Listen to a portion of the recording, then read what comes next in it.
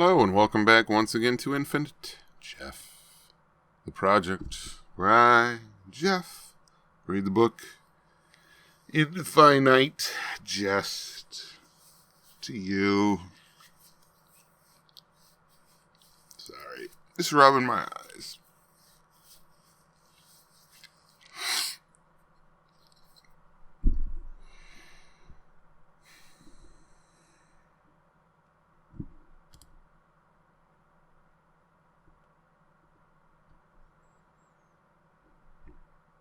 Yeah. Oh, Infinite Jeff. We're on to page 238 of this book. At about 240, that'll be about 8 months of me doing this. So, I'm glad that I've stuck with it for so long. That I got the drive and the dedication to get it done, to make it happen. Page number 238. Let's go. She's smoking some crack, making some crack. And onto the black wire. Its snout round from the glass tube's bottom. The average pre-chopped freebase rock looks like a 38 round. What Joelle now slides with 3 Phillips from the cigar tube is a monstrous white wiener. A county fair corn dog. It slides a bit rough, like a mache. A couple clots left on the inside of the tube that are what you forage and smoke before the chore boy and the panties. So now, she's now a little under 2 deliberate minutes from too much fun for anyone mortal to hope to endure. Her unveiled face in the dirty lit mirror is shocking in the intensity of its absorption. Out in the bedroom doorway, she can hear Reeves Mainwaring telling some helium-voiced girl that life is essentially one long search for an ashtray. Too much fun. She uses the razor blade to cross-section chunks out of the freebase wiener.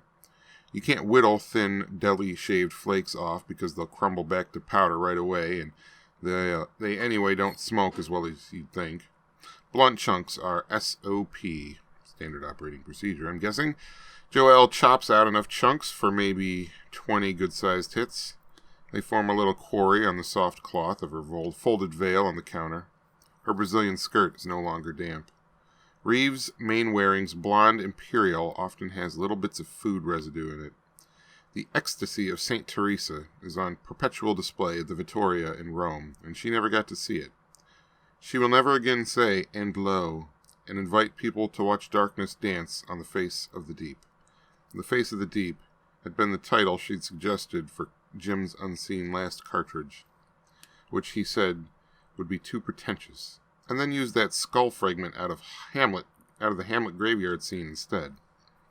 Which, talk about pretentious, she'd laughed.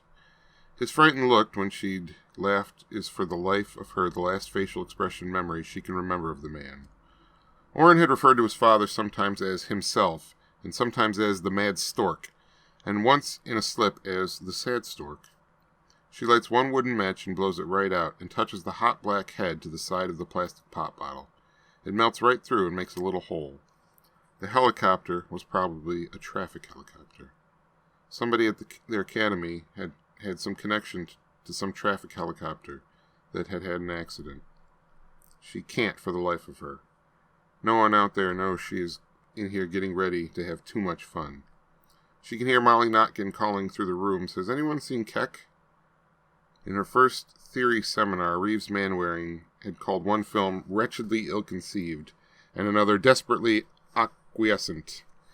And Molly Notkin had pretended to have a coughing fit, and had a Tennessean accent, and that was how they met.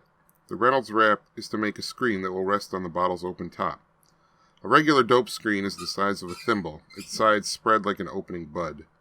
Joelle uses the point of some curved nail scissors on the back of the toilet to poke tiny holes in the rectangle of aluminum foil, and shapes it into a shallow funnel large enough to siphon gasoline, narrowing its tip to fit in the bottle's mouth. She now owns a pipe with a monster-sized bowl, and that's the end of page 238 of Infinite Jest. Is she getting ready to, is she trying to overdose, I wonder? Too much fun. I don't know. Why would you do it in your friend's bathroom or bedroom? I guess we'll find out. Page 238. Good night.